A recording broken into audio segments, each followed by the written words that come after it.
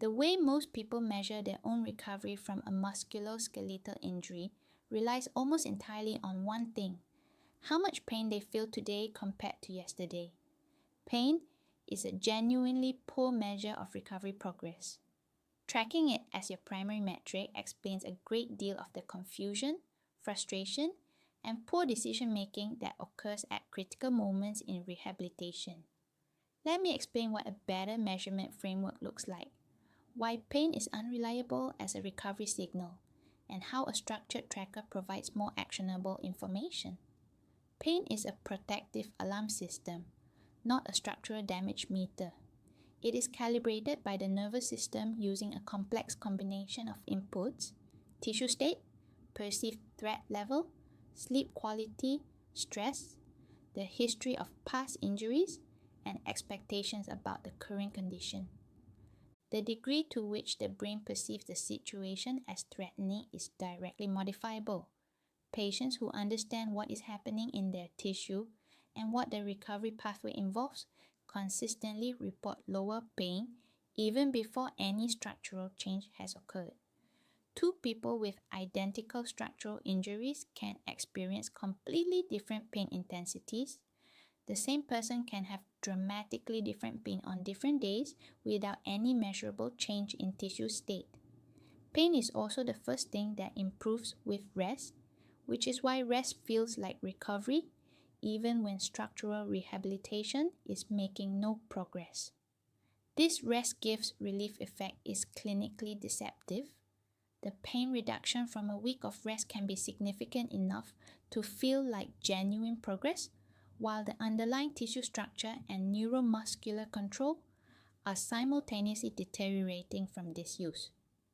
What meaningful recovery tracking measures instead is functional capacity. Specifically, what can you do today that you could not do 4 weeks ago? The functional domains worth tracking include how far you can walk before symptoms begin, whether you can climb and descend stairs normally, how often pain interrupted your sleep, whether you use medication, and how much, whether you perform sport-specific movements you have been avoiding, and your confidence in loading the injured structure. Confidence in the injured structure deserves special attention because it is both a valid outcome measure and an independent predictor of re-injury risk. Athletes who return to sport with low confidence in the injured limb modify their movement in ways that increase load on the uninjured side and elevate overall re-injury probability. Tracking confidence as a formal outcome measure rather than treating it as a soft psychological factor is consistent with current evidence, which shows that psychological readiness is as predictive of re-injury rates as physical readiness in return to sport research. These functional measures change in a pattern that reflects genuine structural recovery rather than the day-to-day noise of a sensitized pain response. They also reveal something pain scores consistently: height. Recovery is not linear. The typical recovery trajectory looks like this: early improvements in basic pain and function in the first few weeks, followed by a plateau where structural changes are happening, but the patient does not feel meaningfully different day to day, then a step change in functional capacity as the structural recovery crosses a threshold. Patients who hit the plateau and misread it as stagnation commonly make one of two errors. Some push dramatically harder to break through, risking a setback.